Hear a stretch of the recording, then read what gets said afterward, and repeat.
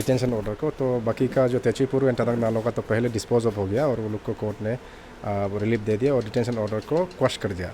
तो आज तेली यमंग का एक ही रह गया था। तेली यमंग का आज फाइनल हियरिंग हुआ और डिस्पोज ऑफ हो गया, but the judgment has been kept reserve by the honourable जजेस।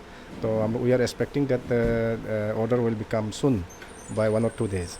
वही आज का अपडेट है। सर, आज का जो पिटिशनर का रिप्रेजेंटेटिव का आर्ग्यूमेंट्स क्या क्या था? नहीं, वही हमारा जो सीनियर आपका सुनील मो और हमने असिस्ट किया कि वो आर्गू किया और लो पॉइंट में आर्गू किया और जितना आर्गू करना था किया और गवर्नमेंट एडवोकेट का तरफ से भी बहुत आर्गूमेंट किया और आर्गूमेंट आपका आधा घंटा तक चला। तो उन्होंने जज ने दोनों पक्ष का बात सुना और आर्गूमेंट को सुना और अपना जजमेंट रिजर्व रखा है। So we are expecting that हम लोग को फेवरेबल जजमेंट आना चाहिए और आएंगे और लेकिन it is the description of जजेस और it is the description of court whether they will pronounce the judgment in favour of us और नॉट। तो हम लोग अभी कुछ कमेंट नहीं कर सकते हैं जजमेंट किस तरह आने वाला है।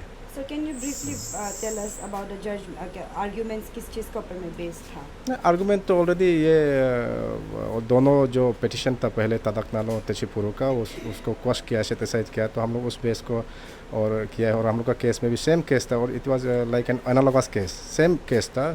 तो उसमें कोई आर्गूमेंट में इतना डिफरेंट नहीं था, डिफरेंट व्यू नहीं था। तो लो पॉइंट में हम लोग ने हमारा जो सीनियर ने आर्गू किया है उसको कोर्ट सुना है और मेरा ख्याल से तो एक कवर्ड केस होना चाहिए। और हम लोग ये भी कोर्ट को बताने के लिए कोशिश किया है कि this is an covered case, but जो गवर्नमेंट एडवोकेट ने कुछ नया फैक्ट लेके आया है उसका हिसाब से हम लोग आर्गू किया है और हमारे सीनियर ने आर्गू किया है और कोर्ट ने सुना अच्छे से, दोनों बारीकी से सुना है दोनों पक्ष का बात को और जजमेंट रिजर्व रखा। यही अभी तक का अपडेट। बार बार मैं बोल रहा हूँ कि judgement is being kept reserve.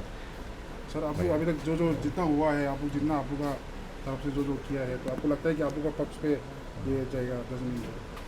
हाँ, ऑब्वियसली हमको तो ऐसे विश्वास है कि क्योंकि ऑलरेडी जो सेम मैटर में जो दोनों जजमेंट दोनों मैटर को डिस्पोज करके जजमेंट पिटिशनर का फेवर में आया है। तो हम आई डू एक्सपेक्ट दैट हमारा जो तेली यमंग का फेवर में जजमेंट आएंगे और ये तो कवर्ड केस है।